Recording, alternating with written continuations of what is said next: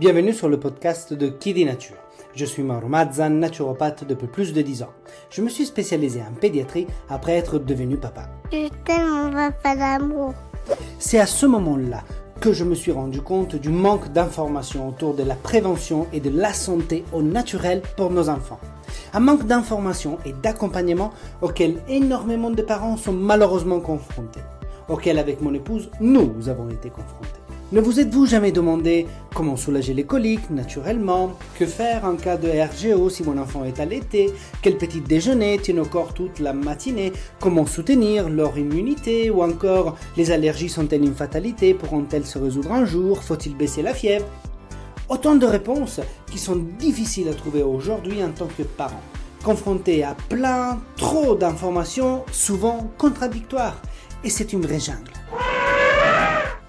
En effet, les enfants ne sont pas des mini-adultes, mais des organismes complexes en perpétuel changement dû à la croissance.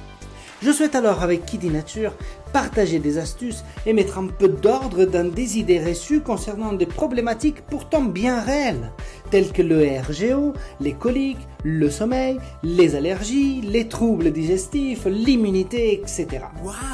À travers les épisodes de ce podcast, je souhaite vous accompagner, vous, parents, à travers toutes les étapes de croissance de vos enfants, naturellement. Bienvenue donc sur Qui dit Nature.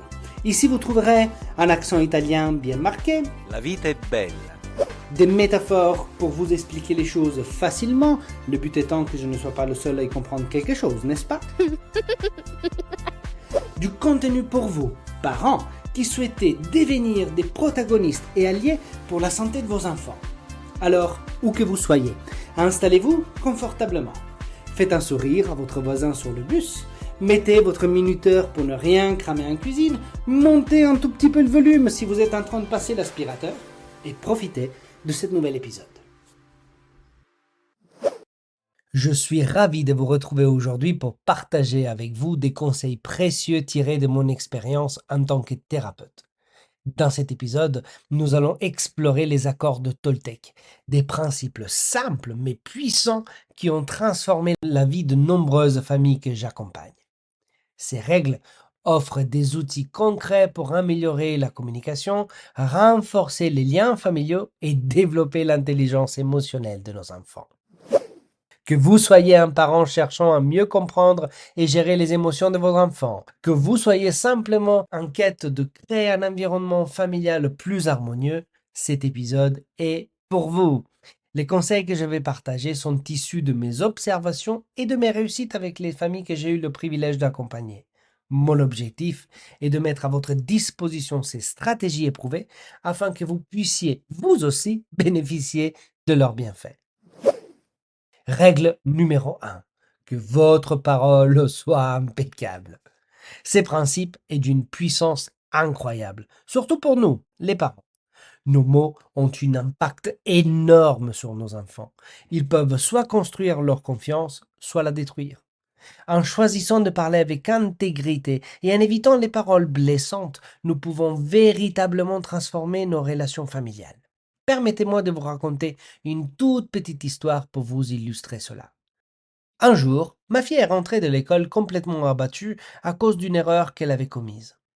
En redoutant ma réaction, s'attendait à des reproches très sévères. Mais à ce moment-là, je me suis souvenu de la règle de la parole impeccable. J'ai donc choisi mes mots avec soin.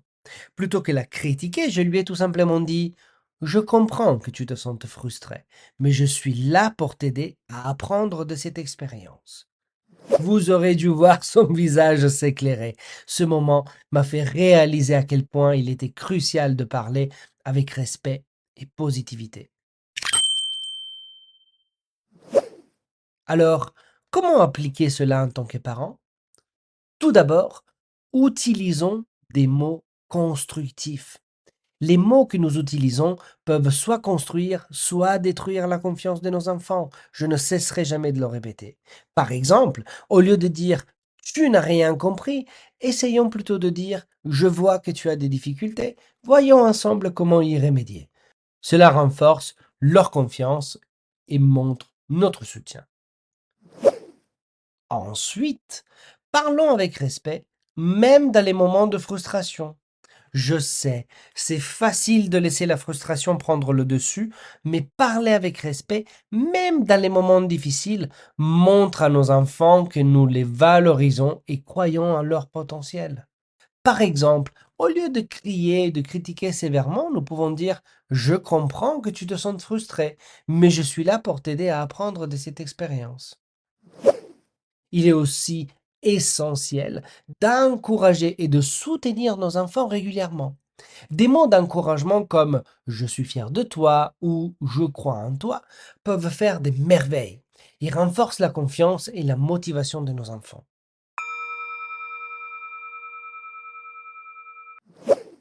Et comment transmettre ces règles alors à nos enfants? D'abord, expliquons-leur de manière simple. Utilisez des mots gentils et honnêtes. Ne dis pas des choses pour blesser les autres. Par exemple, au lieu de dire tu es méchant, apprenons à nos enfants à dire je n'aime pas quand tu fais ça, ça me rend triste. Ceci leur permet d'exprimer leurs sentiments sans blesser les autres. Expliquez aussi pourquoi c'est important. Les mots gentils créent des amitiés et font du bien aux autres. Quand nos enfants apprennent à parler avec gentillesse, ils contribuent à un environnement positif et établissent des relations saines. Les mots ont un pouvoir incroyable et en utilisant des mots positifs, ils peuvent renforcer leurs amitiés et même aider à résoudre des conflits. Un exemple pratique que j'aime bien utiliser est le suivant. Si ton ami a fait quelque chose qui t'a blessé, au lieu de l'insulter, dis-lui comment tu te sens. Par exemple, dis: Quand tu as dit ça, ça m'a fait mal. Cela aide à maintenir une communication ouverte et honnête. En appliquant cette première règle, j'ai vu ma fille devenir beaucoup plus respectueuse et consciente de l'impact de ses mots. Elle a appris à utiliser des mots gentils et honnêtes et à exprimer ses sentiments sans blesser les autres. Alors pour conclure, parler avec une parole impeccable crée un environnement où chacun se sent valorisé et respecté.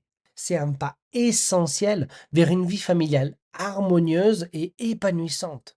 En inculquant ces règles à nos enfants, nous leur donnons les outils pour construire des relations saines, positives, dès le plus jeune âge. Règle numéro 2. Ne prenez rien personnellement. Cette règle a été pour moi une véritable révélation. Comprendre que ce que les autres disent et font est une projection de leur propre réalité m'a aidé à aborder les comportements de mes enfants avec beaucoup plus de sérénité. Mais alors, comment appliquer ces principes en tant que parent? Premièrement, il est crucial de comprendre que les comportements de nos enfants ne sont pas des attaques personnelles. Voici quelques points clés à garder à l'esprit. D'abord, réaliser que les émotions de nos enfants leur appartiennent. Par exemple, lorsque ma fille revient de l'école en colère, au lieu de prendre son comportement personnellement, je me rappelle qu'elle exprime simplement ses émotions et ses expériences. Cela m'aide à rester calme et à lui offrir un soutien dont elle a besoin. En comprenant cela, nous pouvons vraiment éviter de nous sentir blessés par leurs réactions et les aborder avec beaucoup plus de compassion. Ensuite, il est essentiel de rester calme et de soutenir nos enfants. Car quand un enfant est bouleversé, notre calme peut l'aider à se sentir en sécurité. En ne prenant pas leurs explosions de colère personnellement, nous sommes mieux équipés pour les aider à traverser leurs moments difficiles. Un environnement serein favorise toujours une meilleure communication et un soutien plus efficace. Un autre point important, c'est d'éviter les réactions impulsives. Souvent, les comportements de nos enfants reflètent leur propre stress ou anxiété et non pas une attaque contre nous. Maintenant, comment enseigner à nos enfants à ne pas prendre les choses personnellement? Voici quelques stratégies. Je démarrerai personnellement par une explication simple qui peut être très efficace. Ce que les autres disent ou font ne parle pas de toi, mais d'eux. Par exemple, si une amie dit quelque chose de blessant, cela reflète souvent ce qu'il ressent lui-même et non une vérité sur notre enfant. Cette compréhension peut aider les enfants à ne pas internaliser les paroles ou actions négatives des autres. Et pourquoi c'est important? Premièrement, c'est essentiel pour leur résilience émotionnelle. Cela aide nos enfants à ne pas se sentir mal quand quelqu'un est méchant. Ils deviennent plus résilients et moins infectés par les paroles blessantes des autres. En apprenant que chaque personne traverse ses propres défis, ils comprennent que les réactions des autres ne sont pas toujours liées à eux, ce qui renforce leur capacité à gérer les conflits de manière plus mature. Pour illustrer cela avec un exemple pratique, si un ami dit «Je ne veux plus jouer avec toi», cela peut être parce qu'il est mauvaise humeur, pas à cause de toi. Expliquez à votre enfant que les gens ont parfois des jours difficiles et que ce qu'ils disent ou font est souvent plus lié à leurs propres sentiments qu'à quelque chose de personnel. Cette prise de recul aide à maintenir des relations plus saines et moins conflictuelles.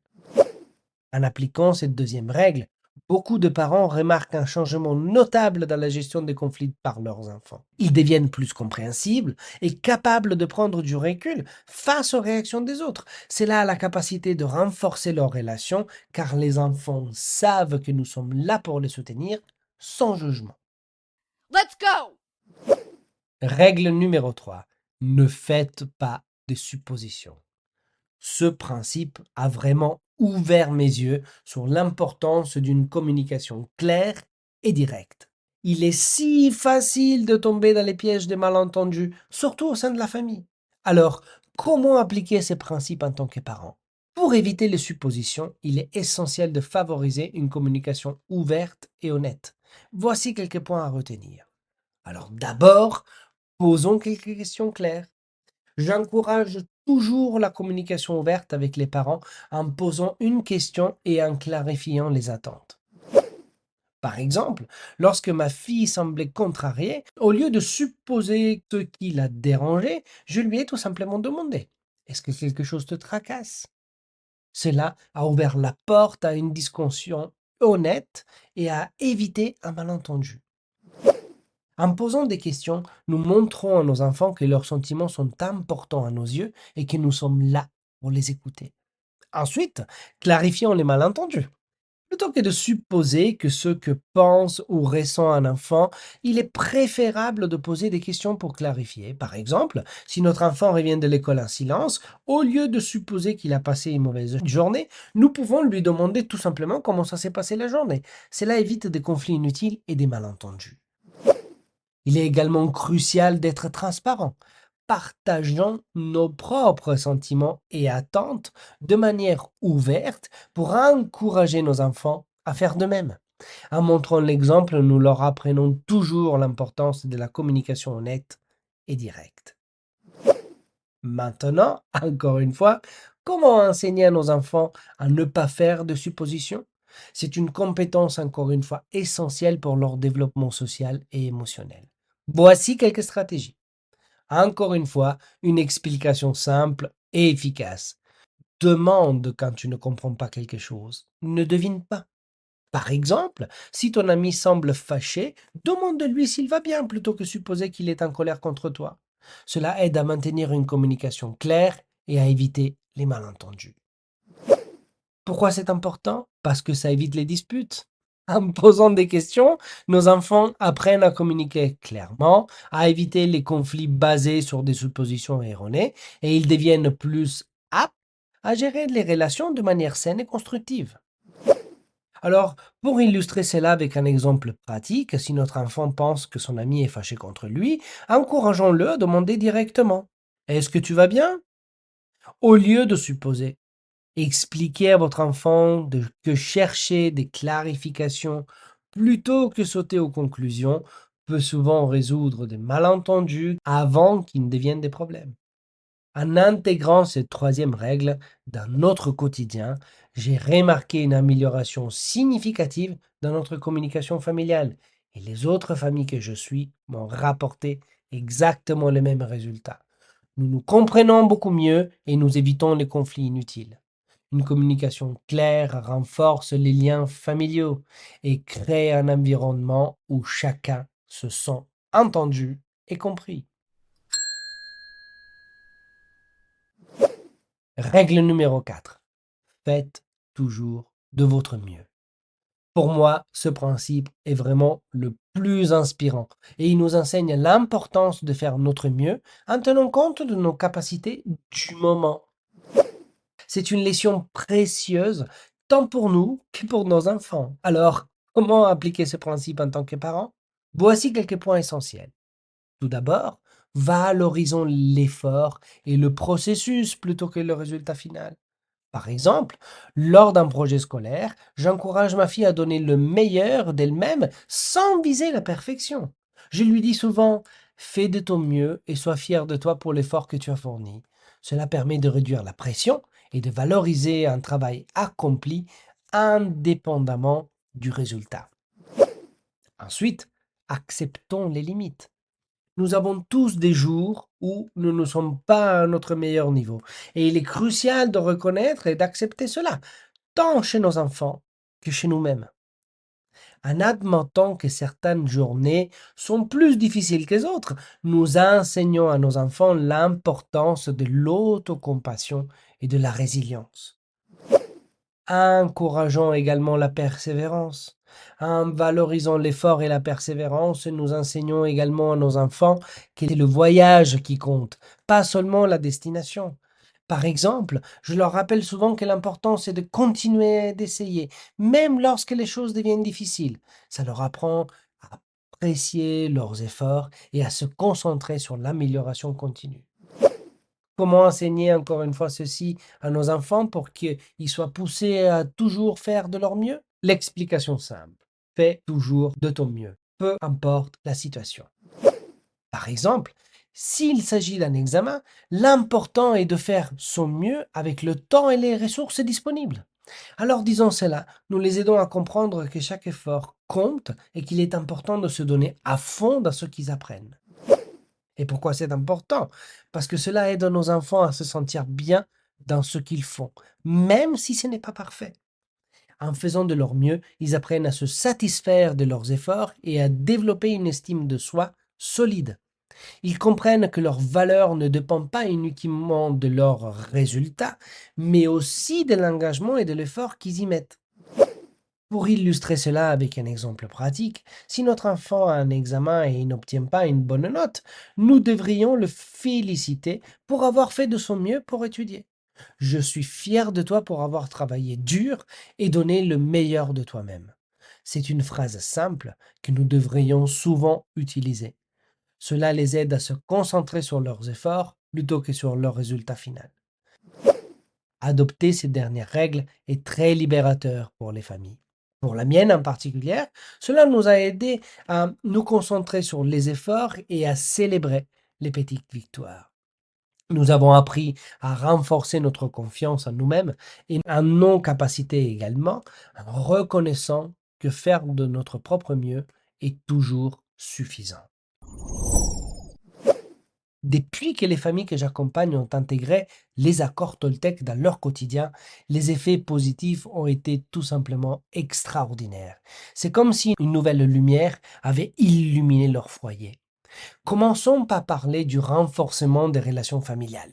Ces principes ont le pouvoir de transformer les relations. Imaginez un environnement où chacun se sent respecté, compris et soutenu. C'est exactement ce que ces règles ont apporté dans de nombreuses familles que j'ai eu le plaisir d'accompagner. Les parents m'ont souvent témoigné qu'ils ont appris à s'écouter avec attention, à se parler avec bienveillance et à se respecter profondément. Les liens familiaux se sont tellement renforcés qu'ils ressentent un véritable esprit de famille plus fort et plus uni que jamais. Ensuite, il y a le développement de l'intelligence émotionnelle. Ces règles ne sont pas seulement des mots, ils sont des outils puissants qui aident les enfants à comprendre et à gérer leurs émotions. Ils leur apprendre à reconnaître leurs sentiments, à les exprimer de manière constructive et à comprendre les émotions des autres.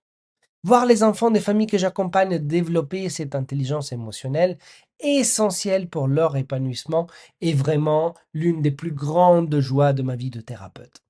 En vivant selon ces principes, les parents offrent également à leurs enfants un exemple positif.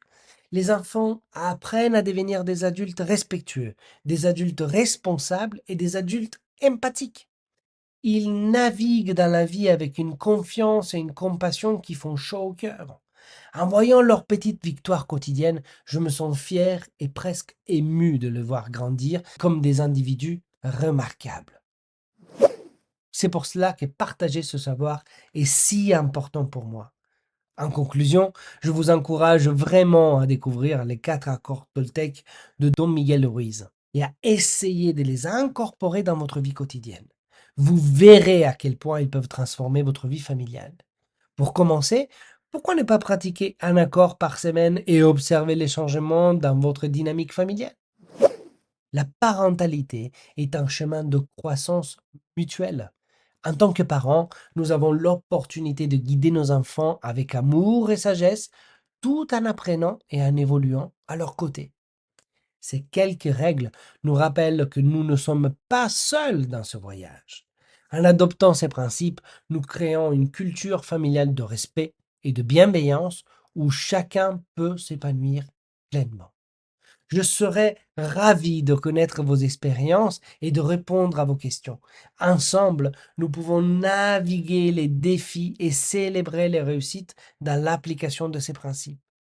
L'épanouissement de nos enfants commence par notre propre transformation.